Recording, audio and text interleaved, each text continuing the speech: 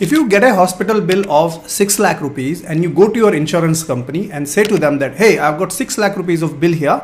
I'm covered for 15 lakh rupees. So settle this 6 lakh rupees. Your insurance provider's reaction is going to be something like this.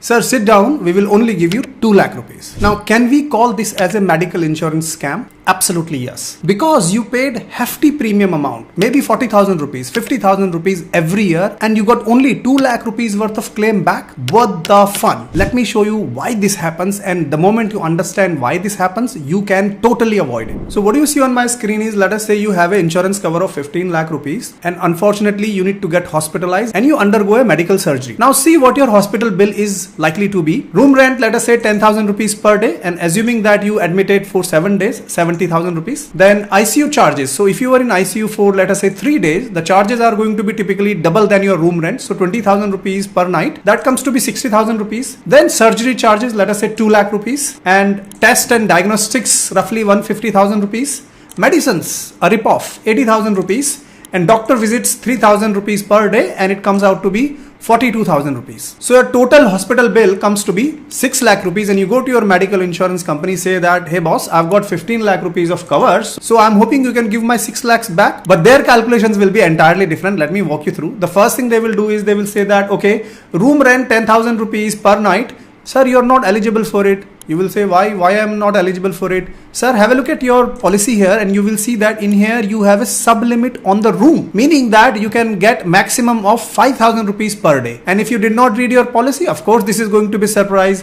But let us say that you are still okay. You will say, okay, rather than 10,000 rupees per day, I will get 5,000 rupees per day. So what you're going to say to him is that, okay, clear my 10,000 rupees per day to be 5,000 rupees per day, but settle remaining money. And your company is going to say to you that, sir, wait, there are few other things. I'm not yet finished, right? So they will tell you that, okay, ICU charges, sir, in your bill, it is 20,000 rupees per night. But if we read the policy terms and conditions, because of a sublimit on your ICU charges, it is going to be only 10,000 rupees per day. So it means that you will not be eligible for 20,000 rupees per day. You will be only eligible for 10,000 rupees per day. You will now say, okay, fine, because I did not read the policy, I am okay with 10,000 rupees per day. You will now say that, boss, now clear remaining bill. And he will say, sir, I'm not yet finished. Let me also talk about the surgery charges, tests and doctor's visit. So the surgery charges, test and the doctor's visit, these 3 items also need to be reduced by 50%. You are immediately going to fall out of your chair because you did not anticipate it. And this happens because of this very important clause in your medical insurance, which is proportionate deduction. What it simply means is that depending on your policy, except the medicines, every other charge in the hospital bill that you have will be reduced in proportionate to your room rent limit. So if your room rent limit is 5,000 rupees and you took a room of 10,000 rupees, that means you're only eligible to 50%. Now this 50% reduction will get applied to your entire hospital bill except the medicine. So in this example, surgery charges, test as well as doctor's visit, you will not get 100% paid. You will only get paid by 50%. So 2 lakhs becomes 1 lakh rupees, 1,50,000 rupees becomes 75,000 rupees, and 3,000 rupees becomes 1,500 rupees. So your total eligible claim will become 2,71,000 rupees. So out of 6 lakh rupees, how much is the eligible claim? 2,71,000 rupees. You will say, okay, now boss, I have not read my terms and conditions, at least clear 2,71,000 rupees. Then your insurance company is going to say to you, sir, last point I need to make. And what they're going to say to you is that you also have a co-pay of 20%, meaning that out of this eligible claim of 2,71,000 rupees, you will need to pay 20% and we will only pay 80%. So 20% of 2,71,000 is 54,000 you need to pay. So we will settle only 2,17,000 rupees. This is a total rip-off that all of us must be avoiding in our medical insurance. I am now going to walk you through 10 simple checks that if you do, you are not likely to be in this situation and you can save lakhs of rupees. So in order to explain these 10 checks, I am heading to Ditto's website. People who do not know Ditto is an excellent insurance platform. And what I like the most about Ditto is that it's a totally spam-free insurance company. They will never call you. They will never send you SMS to pester you to buy a particular insurance. And also it is backed by Zerodha. So the first check that I encourage everyone to do is to make sure that you do not split the bill, meaning you do not have any copay terms within your insurance policy. So we saw in our hospital bill example, copay of 20%, and many people take that because copay reduces your premium. Do not fall for that trap. Also, what you see on my screen is an example of a copay terms and conditions that you must read. So for example, here this is called zonal copay. So in here, insurance provider has split the entire country into 3 tiers. Tier 1A is Delhi and NCR, Tier 1B is Mumbai, Pune, Ahmedabad, Vadodara and Surat, and Tier 3 is remaining India. Now let us say you pay the premium as per the Tier 1A, then that's fine, there is no copay. You can take the treatment across the India anywhere. However, if you pay the premium for Tier 1B, then what is likely to happen is that you are free to take treatment in Tier 1B, which is Mumbai, Pune, Ahmedabad, Vadodara and Surat, and as well as Tier 2.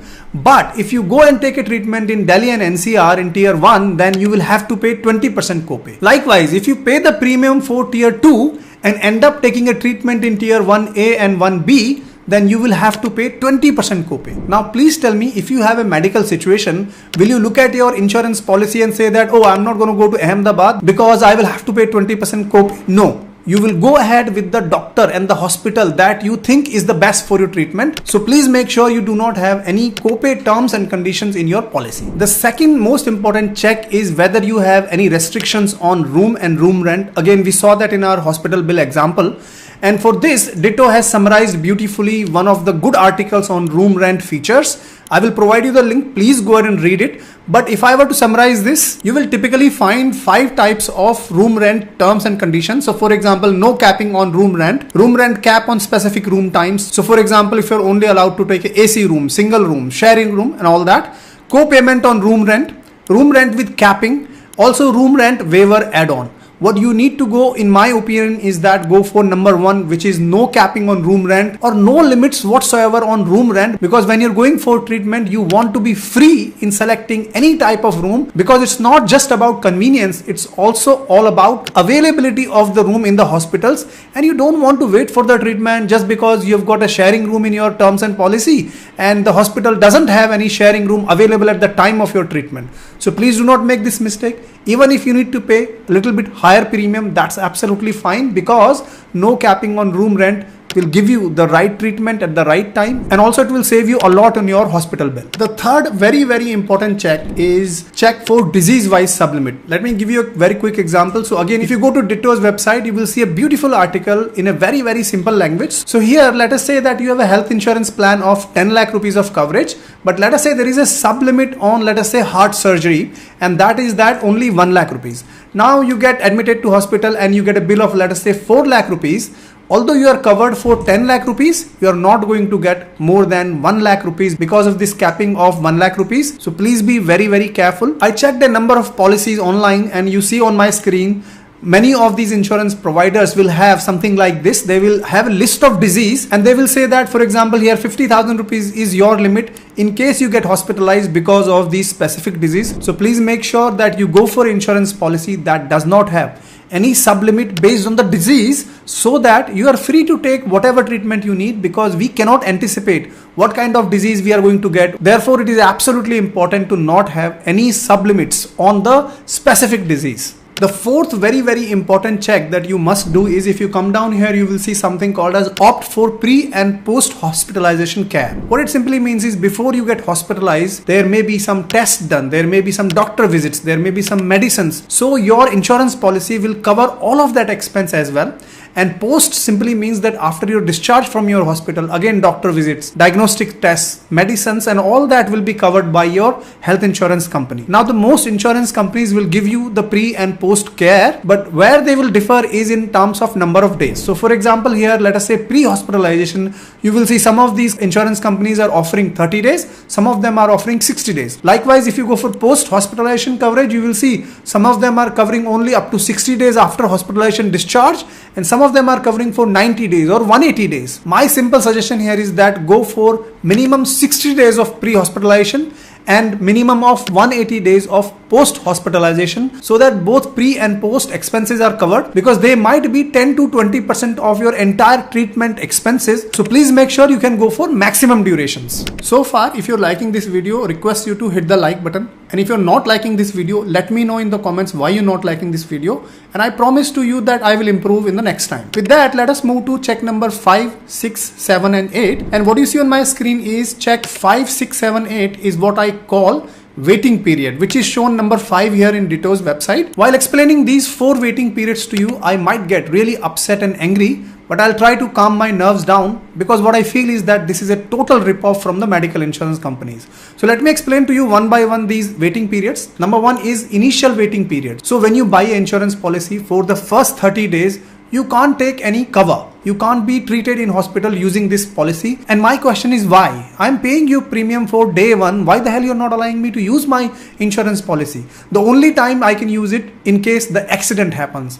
Well, disease can come anytime. So I really don't understand why this is a industry-wide practice to wait for minimum 30 days. I don't like it at all. Number 2 is pre-existing disease waiting period. So if you already have an illness or a disease, then they are not going to cover you for like up to 2 years or 4 years. So this one I do understand, that if I have a pre-existing disease and I take insurance, what I'm doing is I'm taking an advantage of insurance company.